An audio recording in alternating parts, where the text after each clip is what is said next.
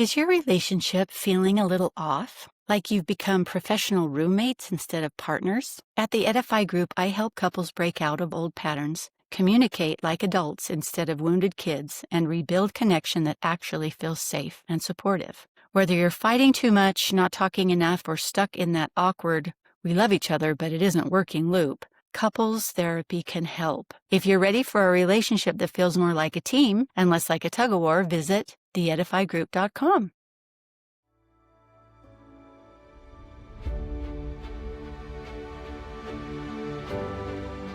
This is Hungry for Healing. Real people, real pain, real peace. I'm Becky, by the way, Green, a marriage and family therapist, sharing stories that nourish, edify, and heal, reminding us that even in heavy darkness, we can expect light to come. So hello and welcome again to another episode of Hungry for Healing. And today I am here with Dr. Sarah Nasir, who is with an organization she's created called Transcendent You. And she coaches others, helping them in their healing journey with addiction. And she is located in California. Tell me exactly what part of California you're in. I'm in the Santa Barbara area. Okay, wonderful. And I am going to let her introduce herself and her work and tell us what she's anxious to tell us about. I'm so anxious to hear from her today and how she helps other people with their healing. So Dr. Nasir, please tell us about yourself. Becky, thank you so much for having me on Hungry for Healing show. And I want to extend a warm hello to the audience who's listening. I really am excited and grateful for the opportunity to come and share a lot of ideas I've developed in the years I've been working with the population struggling with addiction and successfully achieving recovery. As you mentioned, I'm Dr. Sarah Nasir DO. I'm a board-certified osteopathic family medicine doctor, and I'm also subspecialist in addiction medicine. And that's my medical career. Before that, I was an engineer, and now I've but added on a new identity of being a multipreneur, living my life to the fullest. And Transcendent You is one of those capstone projects of mine, which is not only a coaching company, but also a platform for multi-potentialites full of ideas, trying to live their purpose to the fullest and create, I like to say, birth their brain children into viable, successful companies.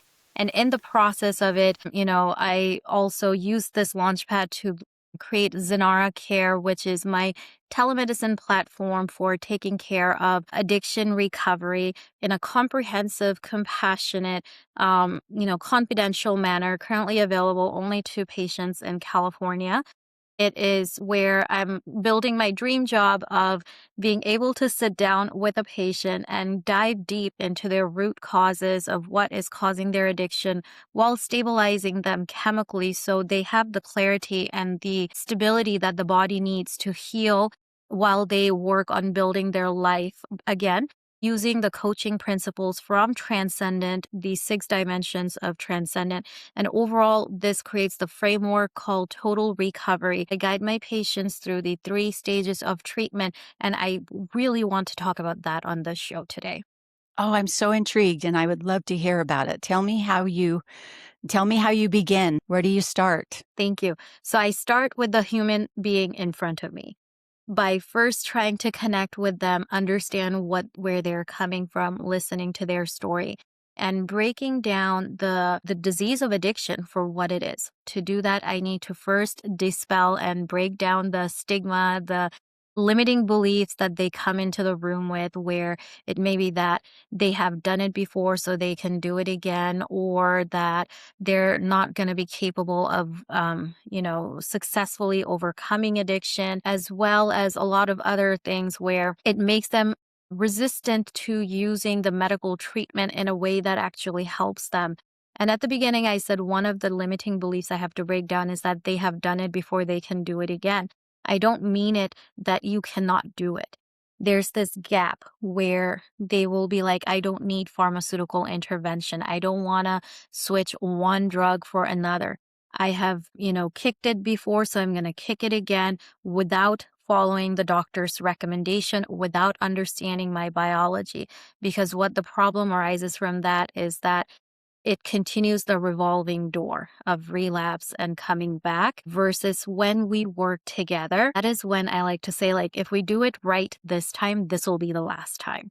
So we can do it again if we follow these 3 stages of recovery and, address the other aspects of your life that needs to also be returned to homeostasis, to balance. Then we do it again, and we do it once. Wow. Because it is so common that there's relapse, correct? More It is common than not. It is very common. And I think I'm glad that you highlight that. I think there's 2 groups of people who become normalized with it because it happens so frequently. Another group of people who beat themselves up very badly because they have relapsed, and they're like, how could I ever do it? I thought I was done. Both of them, the problem is that they're not listening to their body. They don't follow the body's cues and the body's needs, and they try to do it without having adequate knowledge, understanding, guidance. So when, recovery requires an immense amount of self-mastery, for sure.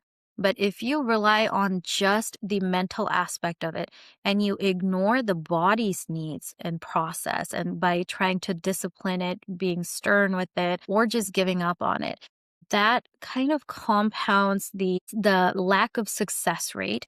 Because yes, there are people who make it through without using medicine by sheer willpower. That is an immense amount of willpower that requires a lot of sacrifice, but it doesn't have to be so painful, because it is a painful process when you're not, when you're dragging your body through the mud, for lack of better words, and hurting it. The body doesn't have to hurt. You don't have to hate it to achieve a total recovery that still keeps you in control. It's just you're using the resources in a way that is intelligent, that is informed, and that empowers you to drive your car called the body to the direction where you go. You don't have to drive off the beaten path to show that you can drive. Mhm. I hope that makes sense. Yes, it makes a lot of sense, and I love how you do go inward that way, because our bodies, they tell us so much.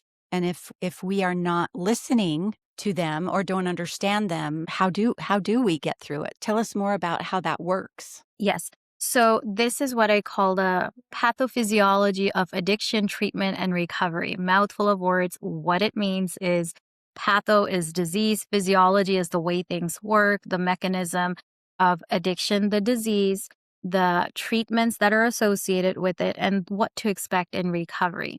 This is my masterpiece, and one day it'll be hanging from Le Louvre. So this picture right here, for those who can see, and for those who is listening to audio, I'll explain it. So we are looking at a stick figure picture right here.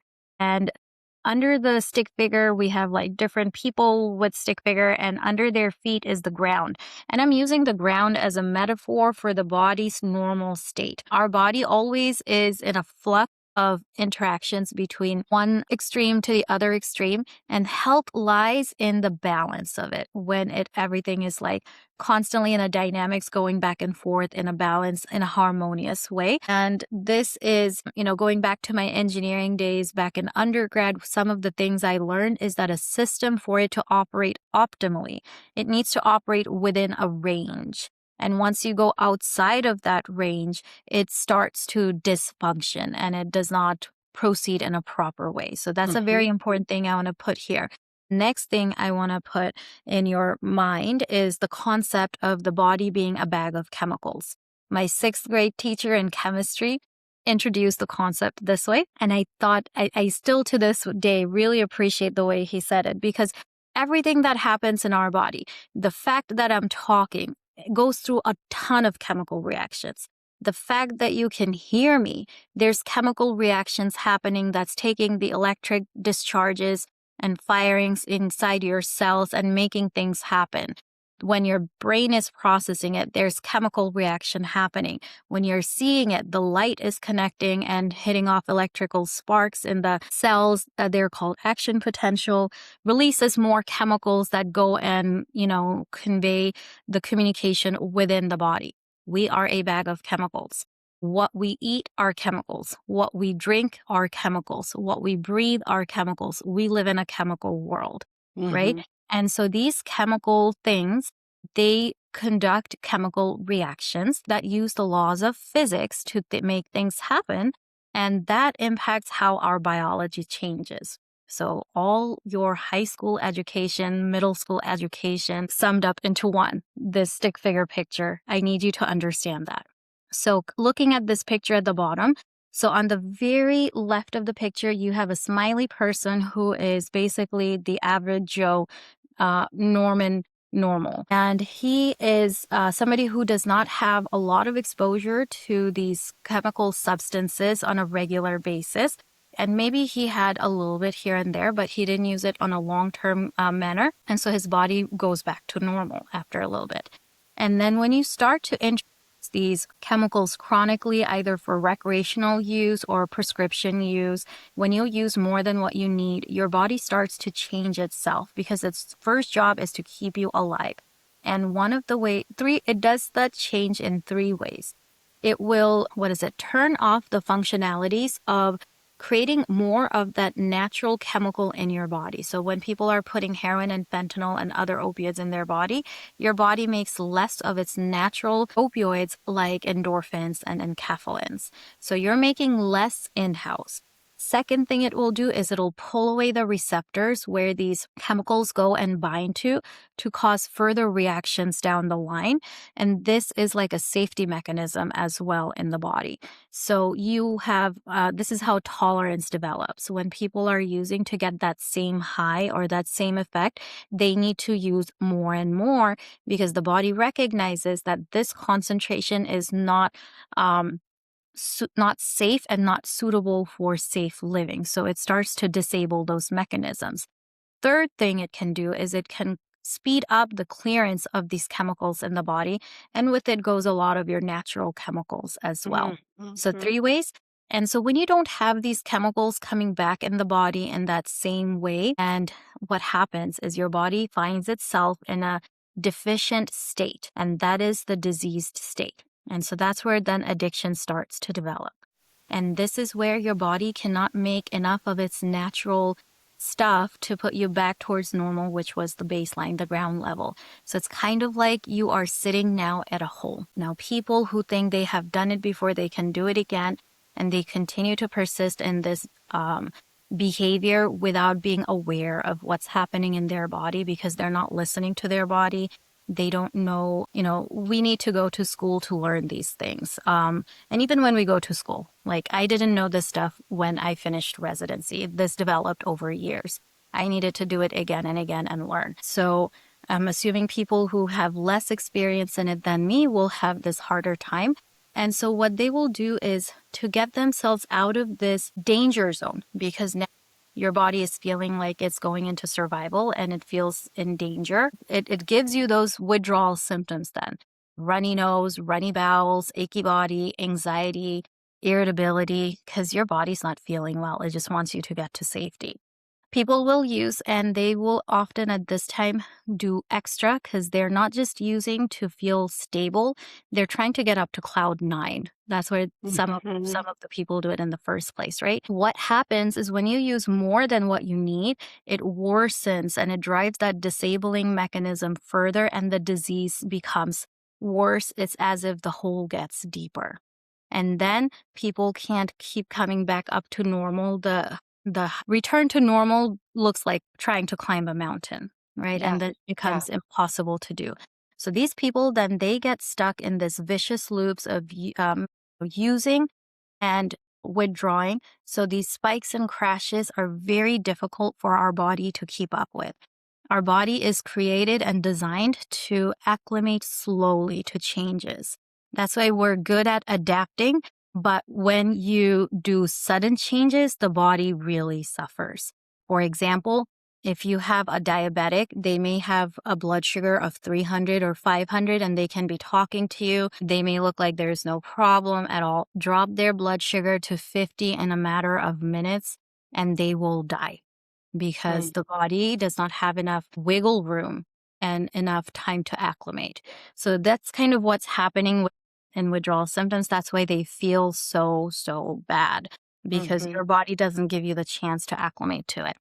So then, when the people are interested in regaining the control of their lives and they want to take charge of how things are going because they're just tired of being stuck in this horrible cycle, they come to, doctors like myself.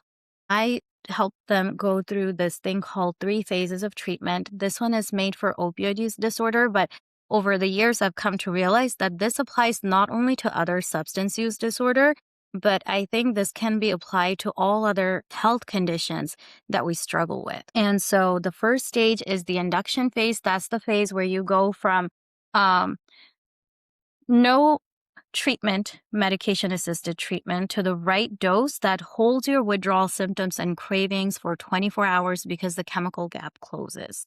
Then you go into the maintenance phase, is the second phase.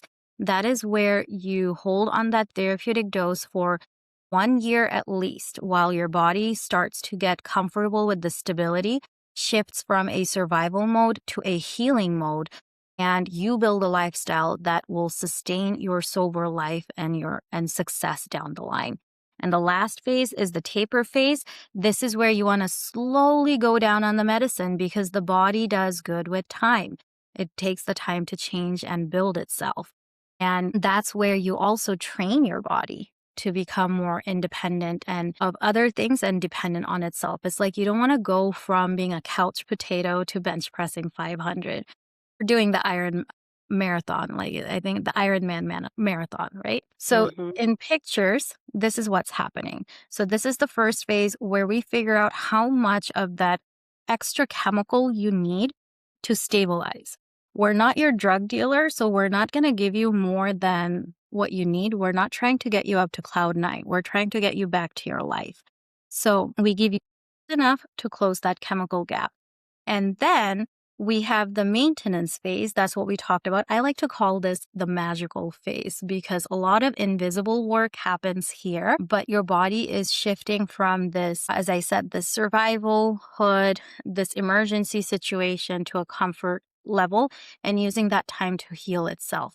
And this is the last part where we're lowering the dose slightly and you're slowly climbing up the stairs. Our goal is to then return you to where your baseline is. Some people, the damage is so irreversible that we may not be able to come back all the way up.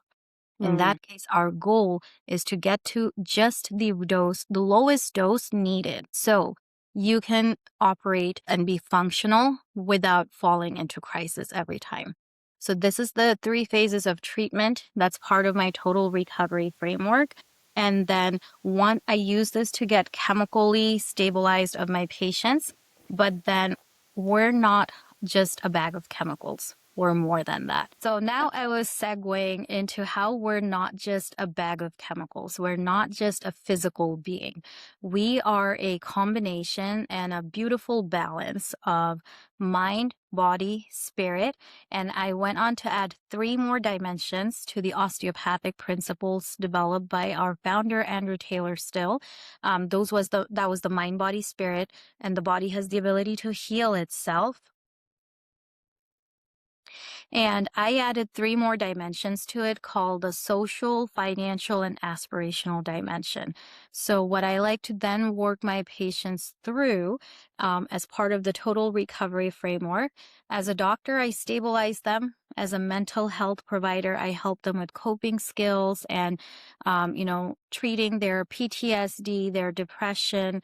And then the last part, as a coach, what I do is bring in that accountability, help create plans so they can move on from the stuck phase to their peak performance state and their desired state. So that is what's happening in the second stage of the treatment and the third stage of the treatment, and maybe even beyond. Mhm. Mhm. Yeah. Wonderful. What what demographic are you seeing needs this the most right now? Um, I you know I know, know it's everywhere, yeah. but are you seeing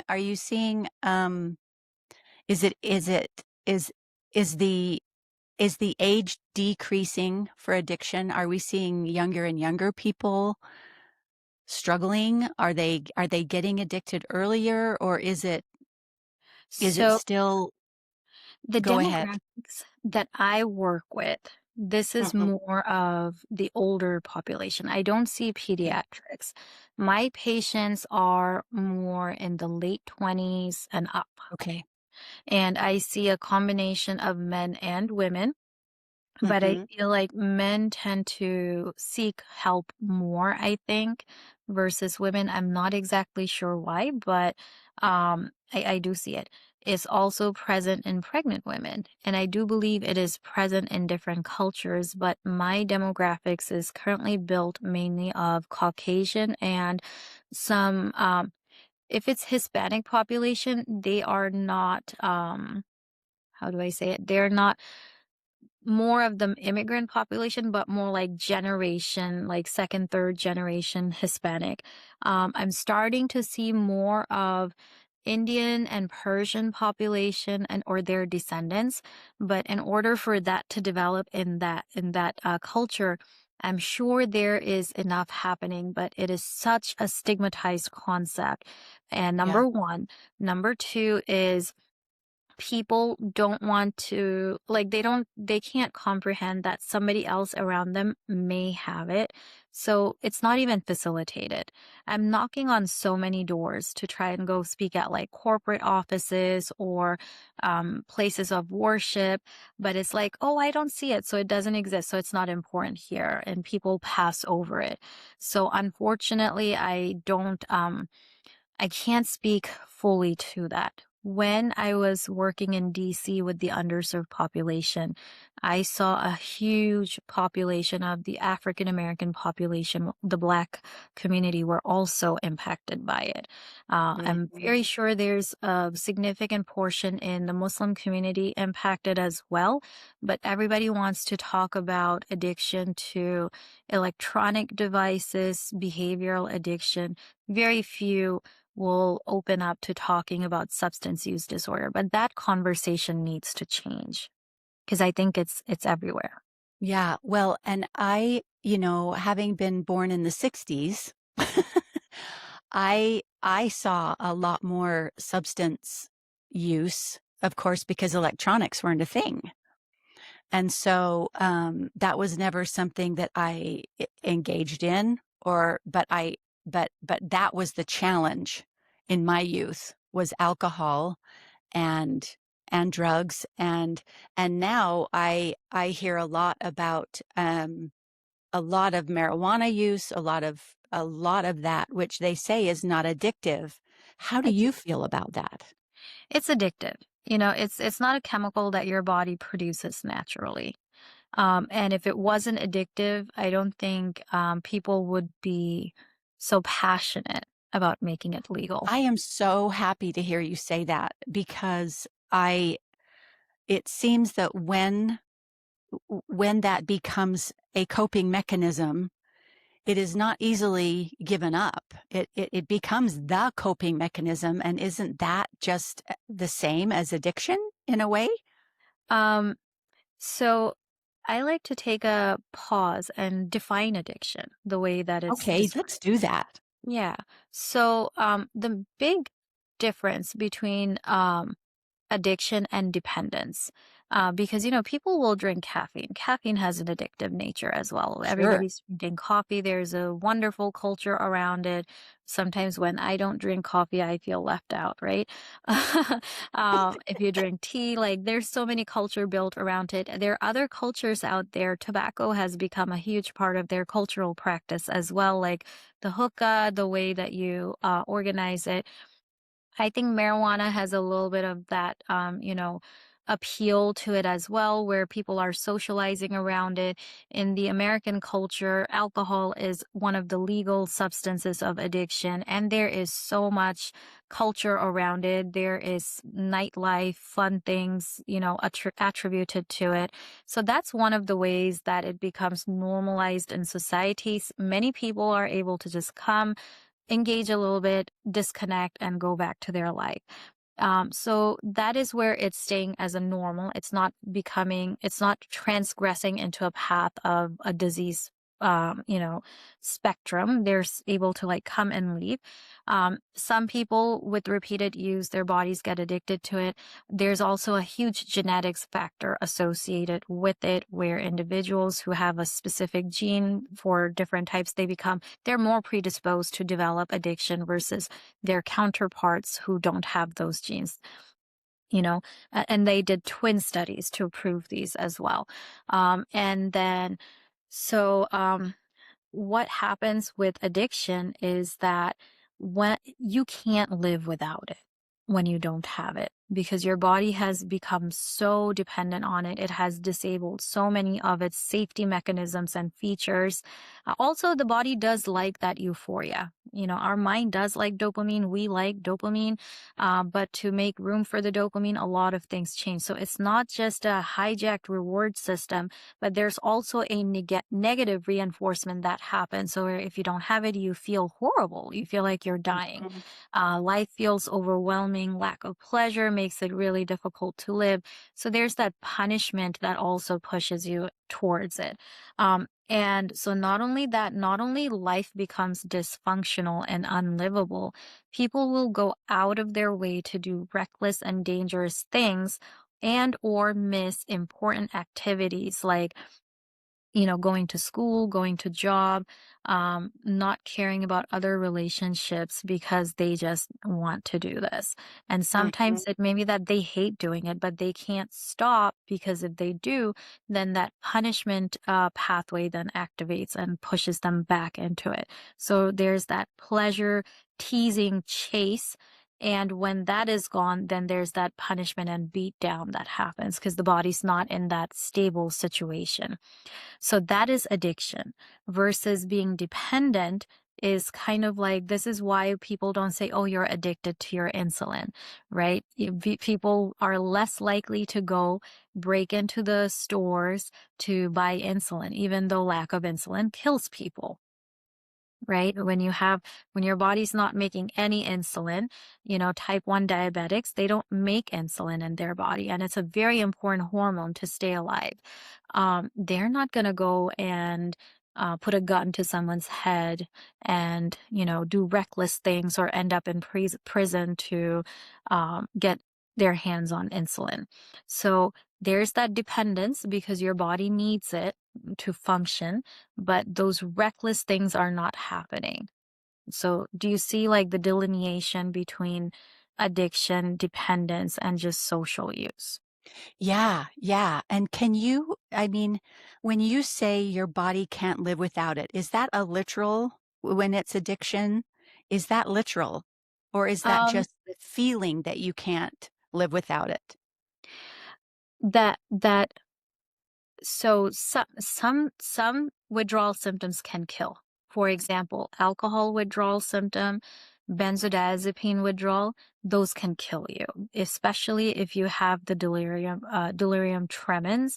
It's a seizure. Your brain just goes so haywire. Everything becomes so excitatory.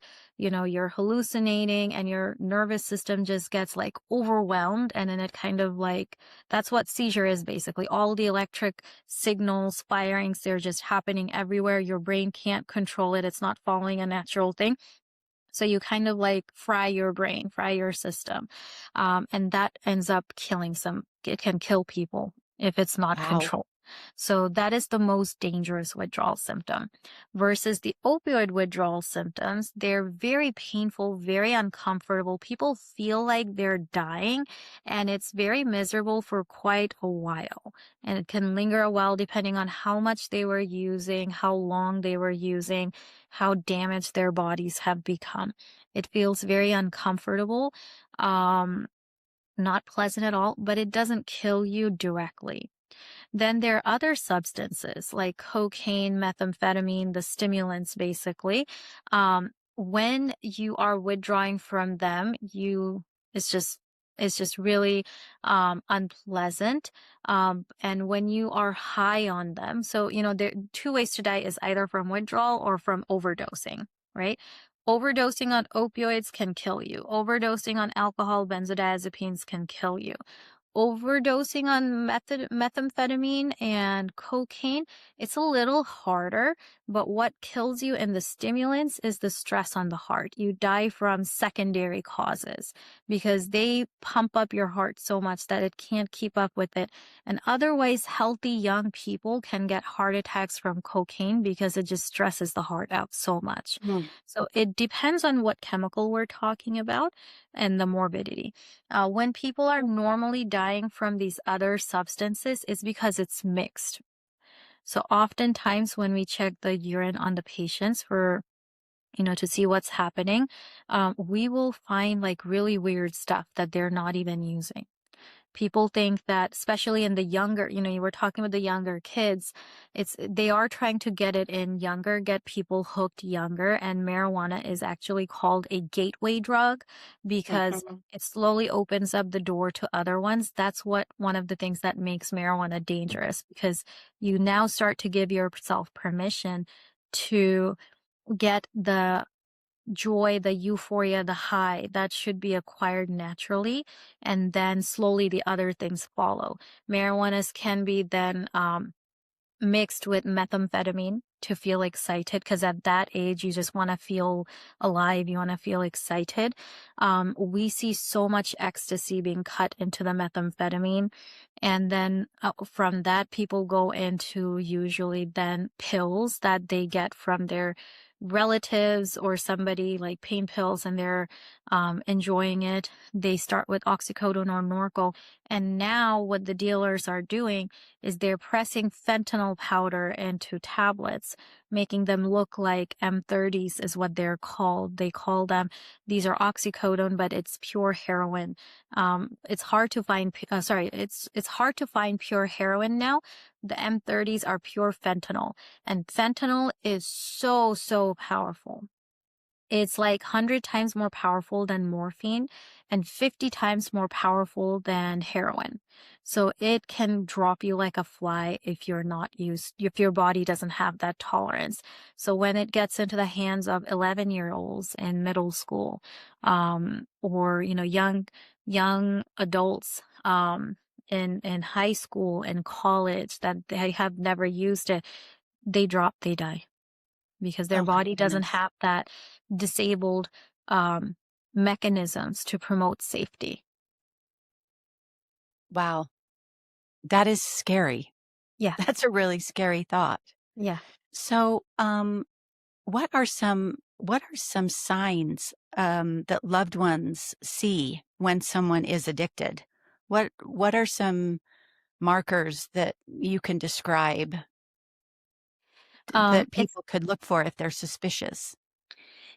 it's a very common question, and it's one of those, you know, it's a hard one to answer, Mhm. because it's not like an infection. Oh, keep an eye open for fever. Keep an eye open for a cough. Keep an eye open for not eating or drinking. For kids, we say count how many wet diapers they have or how many dirty diapers they have. Unfortunately, there is no objective way until it's too late, right? Rather, if you're talking to families of young kids, you want to make sure that you know who their friends are. You want to establish a relationship with them where your kids should be able to come and confide in you. You should be talking with them about how to say no and giving them proper education. My kids are very young, but I already talk to them about, in words that they will understand. You have to bring the language to the level that the listener is going to understand. Mhm. I talk to them in a way that they would learn from a cartoon, so I use those types of language. When I'm talking with somebody older, I use the language for them. So there's that. Another thing with the family and loved one is that oftentimes there is so much traumatic discord situation that may come from survival or generational trauma. People don't have their antenna up on how to regulate emotion, how to stay connected with each other. So it's very important to know how to have frequent check-ins, how to have those discussions. So, I would advise, if you're not already doing it, start creating time where you spend time with each other. Ask about, don't ask how was your day. Don't ask one or two word questions. Ask, what did you do? Ask engaging question. And sometimes that means we need to learn how to talk. Just because we can speak doesn't mean we know how to talk. Yeah, so true. Yeah. I And just love that because, so much. thank you. And then just because we can listen doesn't mean we know how to hear. Hmm. And just because we see doesn't mean that we really perceive. So there's those things like we have sensory input, but to process it, just like when you're working with AI, you gotta be like, they're like making sure it understands you. You gotta teach your brain how to make sense of what signals it's getting, right? So Hmm. there's that. Now, coming back to that question again, I feel like it's very important that we talk about that. This is why corporations don't think that they have a drug problem because people know how to hide. Drug use often is a coping activity. Yeah. People want to numb themselves down just so they can go and perform. Right? We are master performers. And those of us who get further in life, we learn how to perform despite the struggles that we have to put up with. So it's important that in those situations, in schools, at workplaces, at religious service places, you have something available for everyone to see, that this is help available for those who need it. Because the people who are struggling with it, they don't want to like do things that will make them look like they need help. They want to hide it as much as they can. So Hmm. this is why if everybody knows what it is, everybody's like walking through, everybody's curious, sticking their head in and seeing what's happening, the people who need it, they will see it. And at the time when they need it, they call us. So I think it's very, very important that we make these types of resources visible, oft talked about. And that's also how you prevent it in the first place. Because if everybody's aware, hopefully nobody will start. And the people who do start know how to get confidential help. This is why I go on podcasts and talk about it. Well, I love that. And what I hear you say is prevention is so key. And then availability too, to reduce the shame and to give people opportunities and educate, talk Yes. to people, let them know what this is, what's out there. And that means parents need to get educated about it themselves if they haven't been. When I began my marriage and family therapy practice and I began seeing people, I was in my later years. I was well into my 40s, and I was surprised at how many people grew up with with addicted parents Yeah. Yeah. over and over again. It didn't matter how religious they were. It didn't matter how they looked. So many had parents that suffered with addiction of some kind. Either Yes. they'd had a surgery and they, came into it, kind of naturally, or they had alcohol, or it is so much more common um, than and it is hidden. Like you said, it's very hidden in our world, and becoming educated about it, I think, is so vitally important. And I love the work that you're doing. Thank you. I appreciate it. And I thank you for allowing me to show up on your platform and sharing that message because with one group, it's about telling them that this exists. Don't ignore it. Don't cut it out.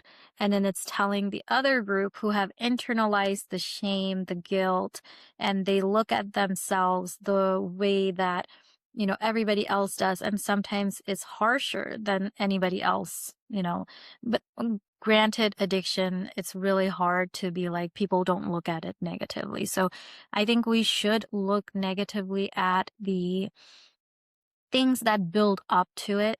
But then when somebody is struggling with it, we don't, um, we give grace to the person because it takes a lot to land there. Yeah. It takes a lot of isolation, a lot of trauma, lot of what is it?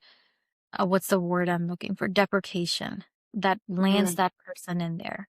And we need to like be available for that person with all of our humanity, because it was the lack of humanity from others around them, and that led to the loss of their humanity and connection.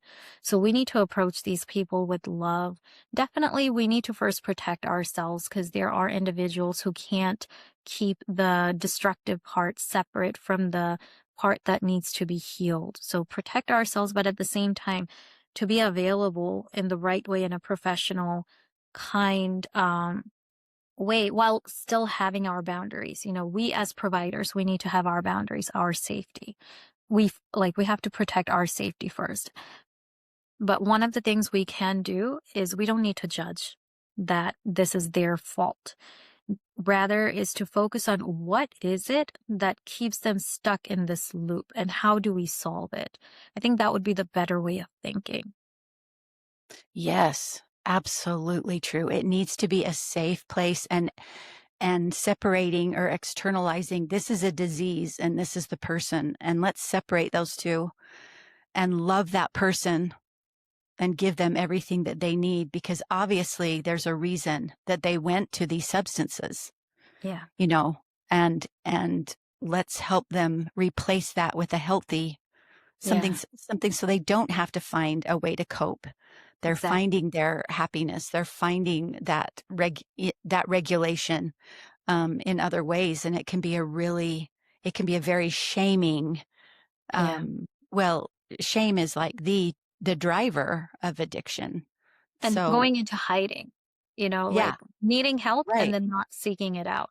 Another category in this what's the word I'm looking for? This ecosystem that I think where we need to talk to this group are the loved ones of those who are addicted. Mm-hmm. Because professionally we talked about how we should show up in a compassionate manner while keeping ourselves safe. We should offer whatever we can within our means. I don't believe in doing it for them. When I talk with my and work with my patients, I'm all about, I'm gonna show you, I'm gonna help you, I'm gonna be your GPS, but I'm not gonna drive your car. There we have to have that boundary, because otherwise some personalities that go into it is that, oh, you love me, now you have to do it all for me, or if you don't, then there's that like absolute black or white relationship. So we need to be firm on our boundaries, and this is something that the loved ones need to understand as well. They will love this person more than we ever will. We are serving them from a space of duty and humanity. But the mother, the father, the husband, the wife, the child, they're serving from a space of love. They don't want to cut this tie of blood, right? And they're the ones sometimes who get the most depleted. So I want to also normalize that it's okay for you to feel tired. It's okay for you to have your boundaries, to not be, to allow yourself to not feed those behaviors where you can have what's called positive reinforcement and negative reinforcement, where when they do something good that makes pushes them towards a healthier life and pushes your relationship in a healthy direction, acknowledge it and reinforce it and encourage to do more of it, because you do need to reward those behaviors. And when something is happening in contrast of it, where it's going backward, you hold your boundary, and you be available for them when they're ready to come and work with you. Just like I tell my patients who don't want to listen to the advice that I'm giving them, they choose to, you know, bulldoze through that. I'm going to taper. I'm ready. I've done it before. And I tell them, this is my recommendation. This is my evaluation. And if you, because of this, I recommend you do this. And if you don't follow it, it's your autonomy. I respect your decision, but I'm not going to write this prescription because I'm responsible for this prescription, and you're responsible for your life. I don't want my prescription to be the thing that kills you. So I'm not going to write it. But when you are ready to work on this together, I'm going to be here for you. So you go do your thing. I'll be here when you're ready for my help.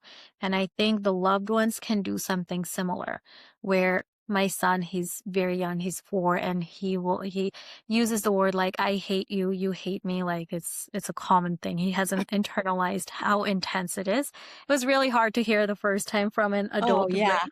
That's Yeah. awful as a mom. Right? No, but then I've heard it for so long from such a young age, I'm realizing that he doesn't even understand what these words mean. He's just expressing his displeasure. So now what I do is like, when he's like, I hate you, I'm like, okay, I love you. I'll be here for you when you're ready. And he's like, you hate me. I'm like, no, I love you, but I'll be here for you when you're ready to hug and snuggle again. So, like, I don't need to lose myself over it. I used to feel really hurt at the beginning, but Yeah. now we're like, that's just his speech and he's going to grow out of it and I'm going to nurture it into a positive direction without feeding that negative thing energy. I'm going to feed energy to the thing I do want, you know? Mm. So similar to that. I hope that made sense. Yes, I love that as well. So I'm assuming that your program is an outpatient. It is outpatient. I'm with everything that I'm building right now, I'm not ready for a full on brick and mortar.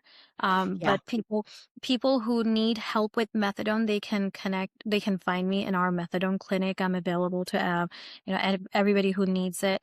But for my Zenara care, I work with specific types of people, not everybody. It's more focused, more concierge. It's for people who have tried other things, but they need that extra hand holding. They need that accountability. And typically the ideal folks are people who have done it in the past and keep relapsing. Okay. And there are certain groups of people who have like extreme conditions. Like if there's extreme schizophrenia, I may not be the right person to treat the full blown schizophrenia. But if there's Mhm. anything else I can treat in between, also, if we are a good match, that's also very important. It Everybody has is. their style. And Yes. yeah, Yes. You need a good fit for sure. yes, So yes. when do you suggest people need an inpatient type of facility? What do you see when you're like, no, they need something like 24/7. They need to check themselves in someplace. Yeah. We have what's called the ASAM criteria. And so when they go to the doctor, normally people who are in that intense phase, they go to the ER, the hospital, and that's where they do the evaluation and they automatically get connected to the right place. I am definitely not the right fit for that intense 24/7 level of care, Right. Right. where they need to be hospitalized. But if it's somebody who can be managed outpatient, where they're transitioning from active use to slowly going to the medicine, like if it can be handled in a doctor's office, that is the right situation for me. But in terms of who needs to be hospitalized, that's normally more decided at the ER. Okay. And we have national standards for that. Okay. Gotcha. Gotcha. It's really interesting and educational for me to dive into this expertise since that is not mine. But I love how you talked about the connection in the home and the family and people being so important to this journey. That's my kind of language, because I think that is where the prevention can begin.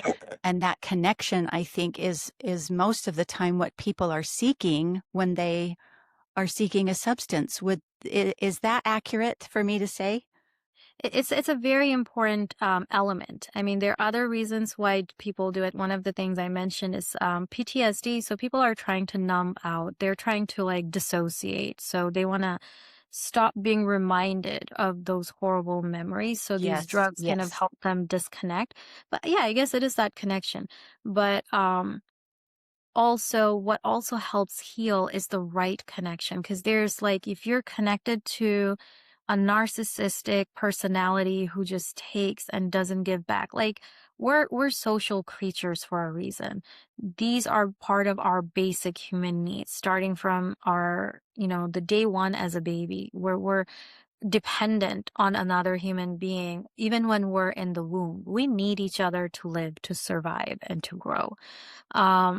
And so that continues across all different stages and aspects of our existence.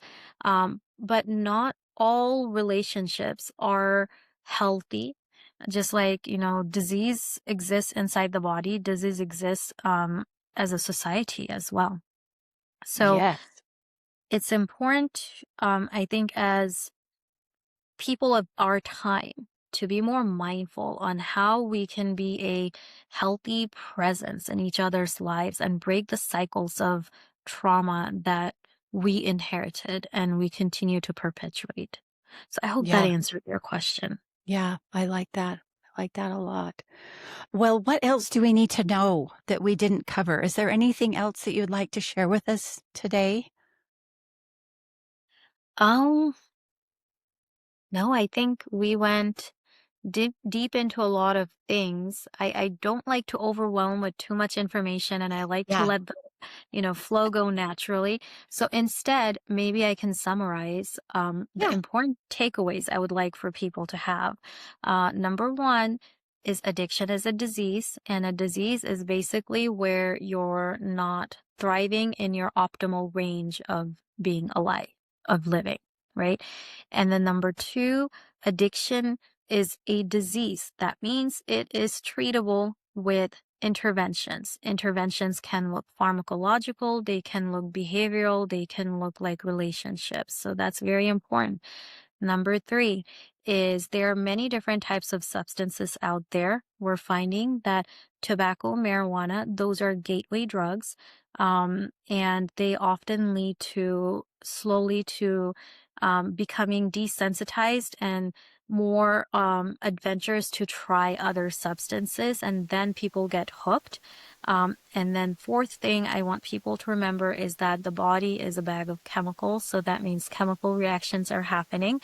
And it's not just medicines that impact how your body changes. It's also in our food and our drink, how we move. So that's a lifestyle. A lifestyle is chemistry as well. And then what else? Number five, it's okay to have boundaries while also showing up in a destigmatizing manner for others. Number six, awareness is very, very important. So even if you think that nobody around you has that problem, remind yourself that you sometimes don't know what's happening in your own life. So don't, be a beacon for support for others. So maybe sometimes it happens to the person right next to them and they don't realize it until it's too late. It can be like cancer. It can be like cancer. It happens in hiding. So, help me spread the word about it so people know where to go and find help when they need it. They won't go out of their way to find help if they're trying to blend in. So be kind and make it available for them. But and then the next thing is the difference between addiction and dependence. Addiction is you will go to extreme lengths to sustain or recover from that disease. Dependence is if you don't have it, it feels bad. You get over it, you move on. What else? Am I missing anything else? I think you did a great job summarizing. It was wonderful. Well, thank you. It is so good to meet you, Doctor. And I really loved that you reached out. I've loved our conversation. It's given me, I've learned some things that are wonderful to know. And I've been reminded of some things that I had forgotten. So I appreciate what you're doing. I think your work is very, very important. And Thank you. so glad that now we are colleagues and Yes. that you reached out. And I hope that you have a wonderful day. Thank you so much for being here and sharing your expertise. My pleasure, Becky. Thank you so much for having me on the show, for sharing your platform with me, and for being a supporter of this important work. A request I have for you and the audience is if you found this helpful, share it with somebody. And if you have access to anybody else who's speaking to this platform, I really would appreciate if you can connect us so I can go and I can speak about it. Because as I said, people who need it, they're not going to go out of their way to find it. So the job is mine to stand on my soapbox and yell out that help is available. Don't lose hope. And it may not be relevant to you. It may help somebody else. And the second ask is if you found this helpful, I really would appreciate if you can, leave me a message or, share your thoughts, share your story so I can use it to uplift others. Yes, thank you. And that's what our platform is for as well, is to help people find whatever it is that they need to find that healing and to just get through life, because it can be tough.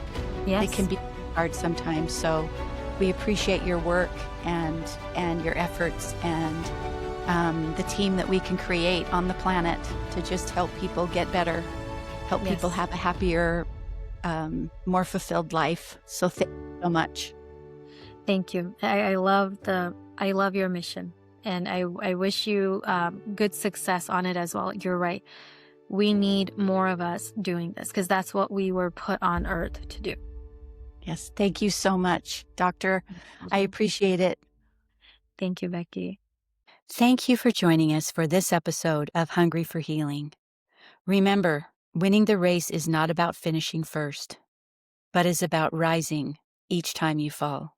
So get up, get up, get up, and win the race.